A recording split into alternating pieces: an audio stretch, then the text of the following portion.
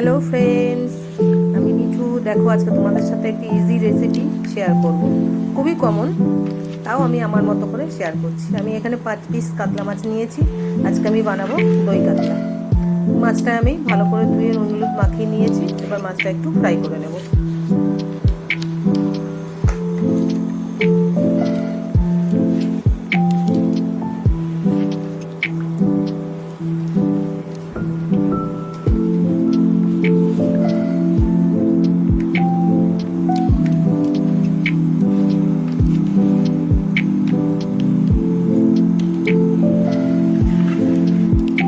দেখো, এবার আমি মাছটা তেলে ছেড়ে দিচ্ছি।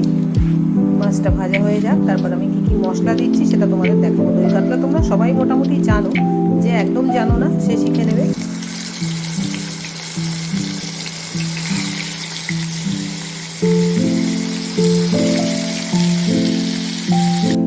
দেখো, এবার আমি মশলাটা তোমাদের সাথে শেয়ার করছি। এখানে আমি 4টে পাকা লঙ্কা নিয়েছি, 2টো মিডিয়াম সাইজের পেঁয়াজ আছে, 1 ইঞ্চি মতো আদা আর 2টো বড় কোয়া রসুন।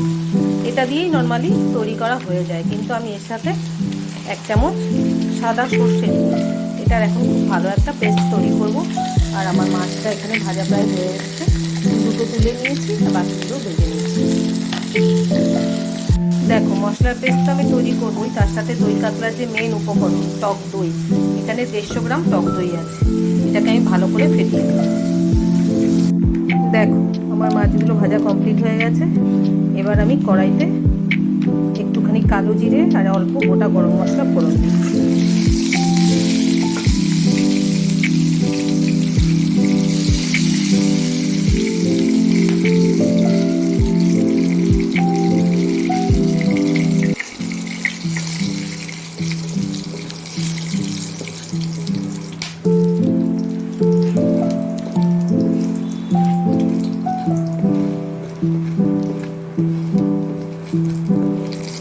দেখো, একটু ভাজা সুন্দর গন্ধ বেরিয়ে গেছে।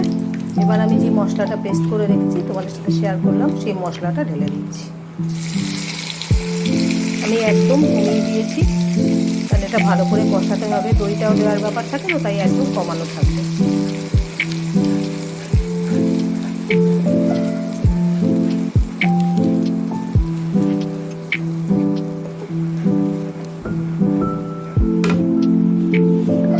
আচ্ছা, দেখো, মশলাটার মধ্যে আমি নুন হলুদ আর অল্প করে কাশ্মীরি লঙ্কার গুঁড়ো দিয়ে নিয়েছি।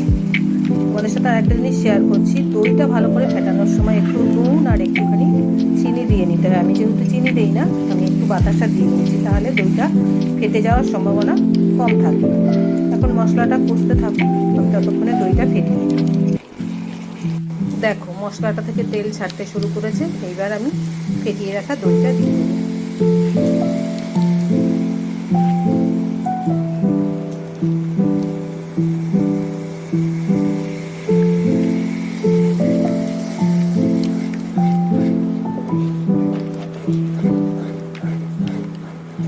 দিয়ে খুব ভালো করে নাড়তে হবে। যদিও ভালো করে ফেটিয়েই রেখেছি, কিন্তু তবুও ভালো করে নাড়তে হবে একদম কমানো অবস্থায়।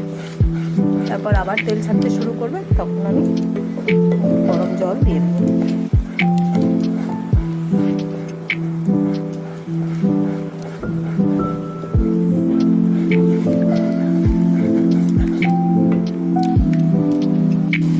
দেখো, দই দেওয়ার পর আমার আবার তেল ছাড়তে শুরু করেছে।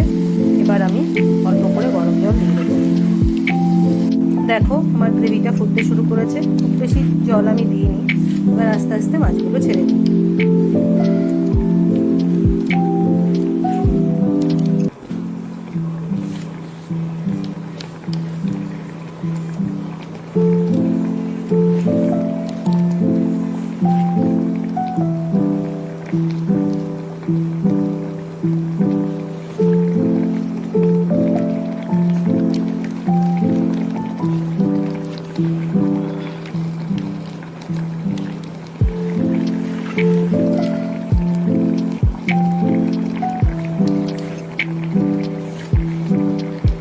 একটু ভালো করে ফুটে যাক। দেখো, আমার দই কাতলার গ্রেভি ঘন হয়ে এসছে। লাস্ট যে 2টো জিনিস আমি অ্যাড করবো সেটা দেখিয়ে দিই তোমাদের সাথে। 2টো কাঁচা পাকা লঙ্কা, ফ্লেভারটা সুন্দর আসবে। আর হচ্ছে কিছুটা কুচনো ধনেপাতা।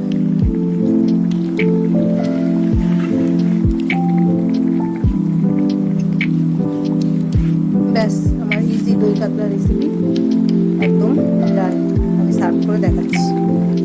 দেখো তো আমার দই কাতলা রেসিপিটা কেমন লাগছে দেখতে। যদি ভালো লাগে একবার অবশ্যই বানিও, কিছু অন্যরকম পাবে টেস্টে। টাটা।